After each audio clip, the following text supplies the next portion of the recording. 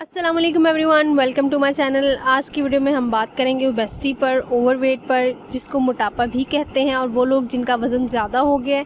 हम आज उन पे बात करेंगे कि एक्चुअली में मोटापा है क्या, ओबेसिटी कहते किसे हैं। चलिए स्टार्ट करते हैं वीडियो को। तो सबसे पहले देखते हैं हम इसकी डेफिनेशन। ये है कॉम्प्लेक्स डिजीज़ है एक, ठीक है जी, जिसमें और काफ़ी बंडल्स ऑफ डिजीज़ आप कह सकते हैं कि इसमें शामिल है। अगर एक डिजीज़ आपको हो गई है तो बाकी जो इंटरलिंक्ड है ना बीमारियाँ, वो भी आपके साथ जुड़ जाती हैं।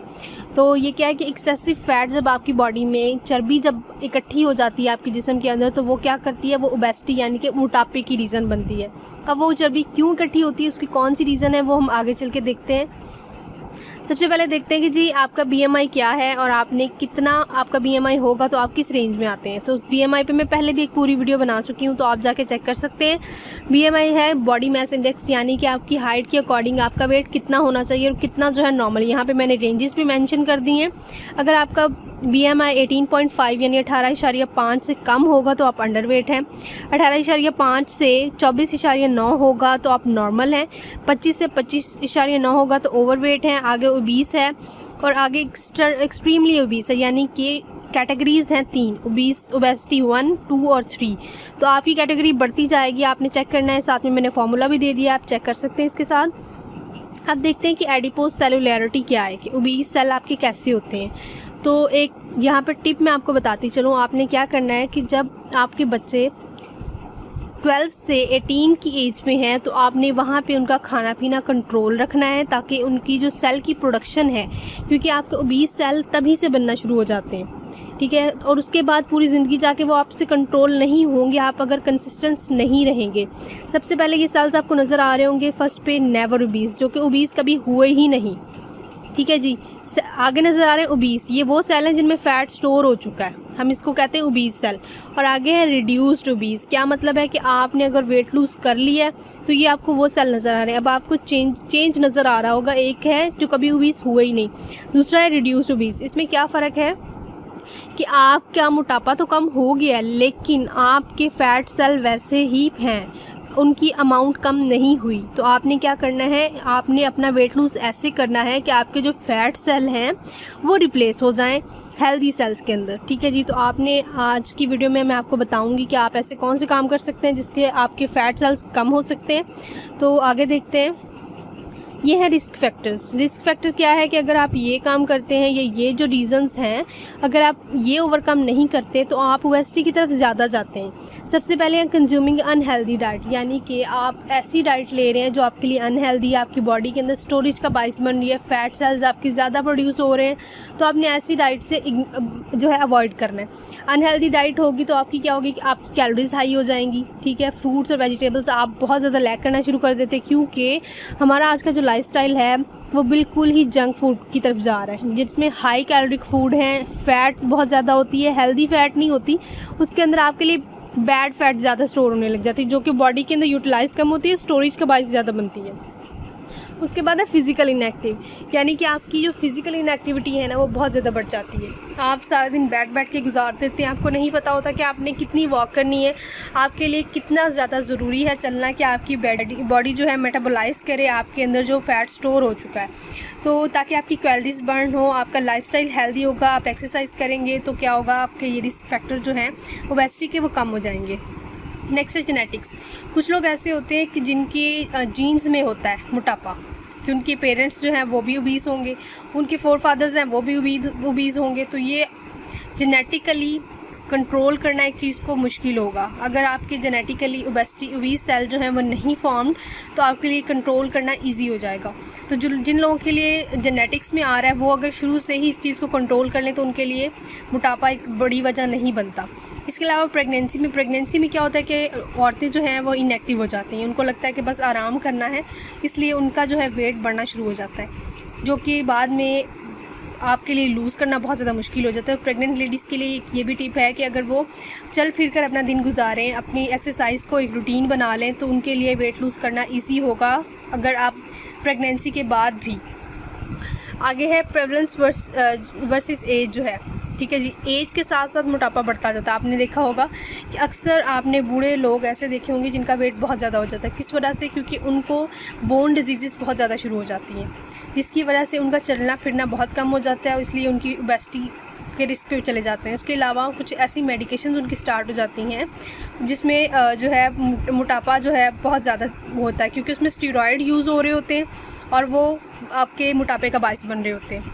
आगे लाइफस्टाइल एंड हैबिट्स, आपकी फैमिली लाइफस्टाइल ऐसा होता है कि वो भी सारा दिन आपको इनएक्टिविटी का शिकार कर देते हैं। कुछ लोग होते हैं जिनकी वॉक की रूटीन होती है, कुछ लोग होते हैं खाने के बाद वहीं बैठ जाते हैं, वहीं सो जाते हैं, जैसे ही क्योंकि बच्चे कॉप अप करते हैं अपनी फैमिली को देखकर। छोटे बच्चों में आप अगर याद बना देंगे तो वो चाइल्डहुड ओबेसिटी से बच सकते हैं कि अगर आपकी फैमिली का लाइफस्टाइल हेल्दी होगा तो आपके बच्चे भी हेल्दी लाइफस्टाइल अडॉप्ट करेंगे।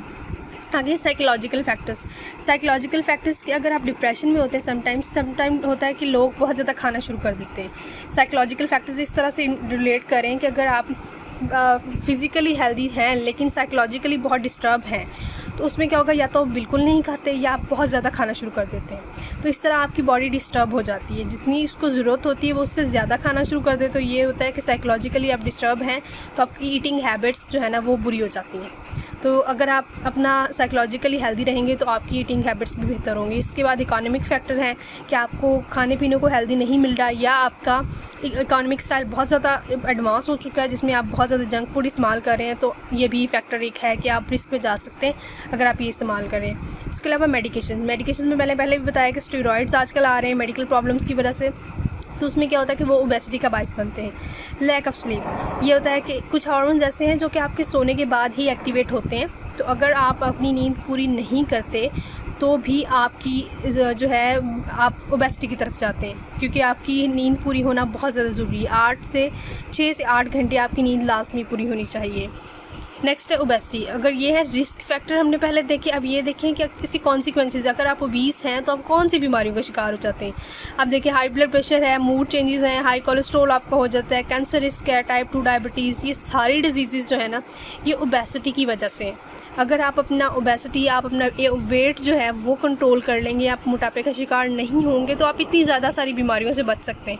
अब आपने क्या करना है कि आपने अपना लाइफस्टाइल हेल्दी करना है ताकि आप इन सारी बीमारियों से बच सकें। ये इंटरलिंक कर रही हैं कि आपको हाई ब्लड प्रेशर है तो भी आपको ओबेसिटी हो सकती है, अगर आप ओबीस हैं तो आपका हाई ब्लड प्रेशर भी हो सकता है। लिवर डिजीज़ हैं, हार्ट डिजीज़ का तो बहुत ज़्यादा लिंक है ओबेसिटी के साथ, क्योंकि आपका जो LDL है वो ओबेसिटी की वजह से बहुत ज़्यादा बढ़ जाता है। ठीक है, तो आपने लाजमी कंट्रोल करना है। कुछ लोग आपने देखा होगा कि उनका जो मोटे लोग होते हैं उनको दिल की बीमारियां ज़्यादा होती हैं, तो आपने अभी से अपना वेट कंट्रोल करना है। तो आपने ये लाजमी अपनी हेल्दी हैबिट्स अपनानी है, वो आपको बताने लगी हूँ आगे। अब है प्रिवेंशन एंड कंट्रोल, कि आप कौन सी ऐसी चीज़ें हैं कंट्रोल करने वाली, अगर आप करेंगे प्रिवेंट करेंगे, डूज़ और डोंट्स आज हम देखते हैं कि जिससे हम ओबेसिटी से बच सकते हैं। सबसे पहले एक्सरसाइज रेगुलरली, कि आपने अपना लाइफस्टाइल हेल्दी कैसे रखना है कि आपने उसमें अपनी एक्सरसाइज ऐड करनी है। एक्सरसाइज से क्या होगा, आपको बहुत ज़्यादा बेनिफिट्स मिलेंगे कि आपका जो है कैलोरीज इनटेक और आउट जो है वो इक्वल हो जाएगा, आपकी कैलोरीज बैलेंस हो जाएंगी, तो आपका जो स्टोर होने वाली बात होती है ना कि बॉडी के अंदर फैट स्टोर हो गया वो है वो कम हो जाएगा। इसके अलावा अगर आप डिप्रेशन में हैं तो भी आपने एक्सरसाइज करनी है ताकि आपका वो जो ओवर ईटिंग वाली एक हैबिट आती है ना वो ख़त्म हो जाए। आपका जो है मेटाबॉलिज्म फास्ट होता है, कैलोरीज बर्न होती हैं, फैट बर्न होता है, तो क्या होता है आपने जो है अपना लाइफस्टाइल हेल्दी करने की तरह से, अगर आप घर में हैं आप वॉक नहीं कर सकते तो आपने स्टेयर्स वाली एक्सरसाइज करनी है। स्टेप बाय स्टेप आपने 10 मिनट पहले 10 मिनट के लिए सीढ़ियाँ उतरना है, फिर आपने चढ़ना है, तो आप उससे भी अपना वेट लूज़ कर सकते हैं ईजीली घर के अंदर ही। नेक्स्ट है जी ईट फ्रॉम 5 ग्रुप्स। ये सबसे बेसिक बात है कि आपने अपना लाइफस्टाइल है ना वो हेल्दी तो रख लिया, लेकिन आपने अपनी ईटिंग हैबिट्स जब तक ठीक नहीं की आप तब तक नहीं हेल्दी हो सकते। क्योंकि हम क्या करते हैं, हमने 2-3 फूड ग्रुप्स चूज़ किए होते हैं, हमने डेयरी खानी है और हमने क्या करना है सिर्फ सीरियल्स खानी है, कि आपने गंदम खानी है, गंदम से बनी हुई चीज़ें खानी है। ये काम बिल्कुल नहीं करना। आपने अगर दिन के अंदर खाना है तो आपने सारे 5 ग्रुप्स के अंदर से खाना है, जिसमें आपकी डेयरी भी होगी, जिसमें आपके फ्रूट्स भी होंगे, आपके वेजिटेबल्स भी होंगे, आपके सीरियल्स भी होगा, आपका मीट ग्रुप भी होगा। आपने ये सारी चीज़ें खानी है। ये नहीं करना कि आपने क्या है कि एक दिन के लिए बस 2 रोटियां खा ली हैं, उसके बाद शाम को कुछ खा लिया, ये नहीं करना। आपने दूध भी पीना है, आपने फ्रूट भी खाने हैं, आपने रॉ वेजिटेबल खानी है, कुक्ड खानी, किसी भी फॉर्म में खानी है, आपने सीरियल्स भी खाने हैं, ठीक है। तो ये 5 ग्रुप्स में से अगर आप खाते हैं तो आप बहुत ही हेल्दी लाइफस्टाइल गुजार सकते हैं एज़ कम्पेयर टू कि अगर आप बाहर से जंक फूड ऑर्डर करें और वो खाएं। उससे बेटर है कि आप घर में ही ये 5 ग्रुप्स पूरे करें, तो आपकी जो बाकी बीमारियों के रिस्क है ना वो भी कम हो जाएंगे इससे। नेक्स्ट है जी वाटर इनटेक। वाटर इनटेक का मैं पहले भी 1-2 वीडियो बना चुकी हूँ, आप वो भी देख सकते हैं। वाटर इनटेक का हमारे वेट लॉस में बहुत ज़्यादा आप कह सकते हैं रोल है।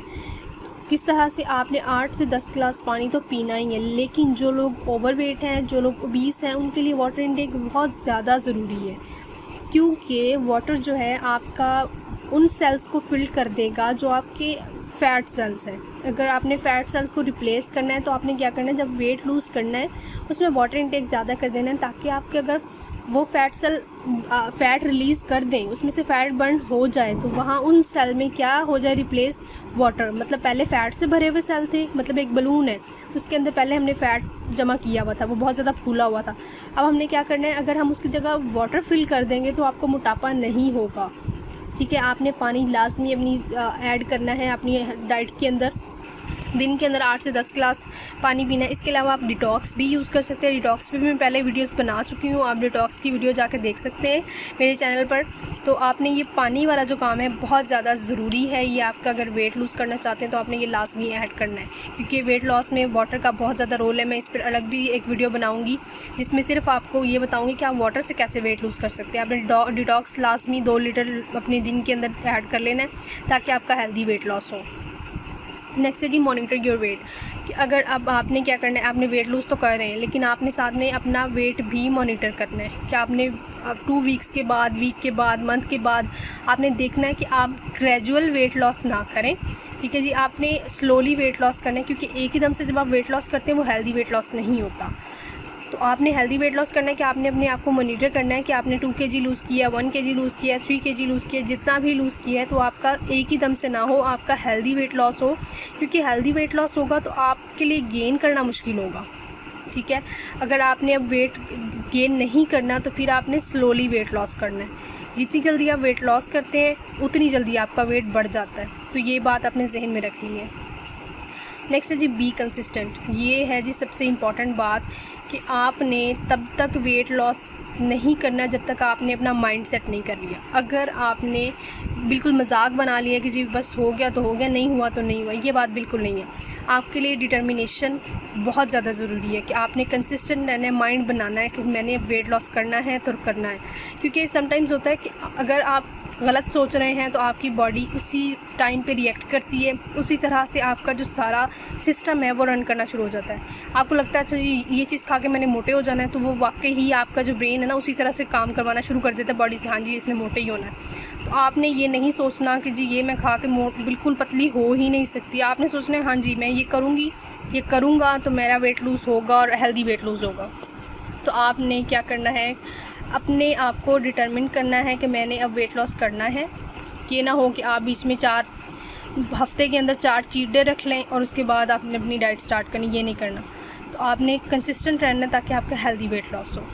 ये थी आज की वीडियो, उम्मीद है आपको पसंद आई होगी। मज़ीद वीडियो देखने के लिए मेरे चैनल को सब्सक्राइब करें और बेल आइकन को प्रेस करना ना भूलें। अल्लाह हाफिज़।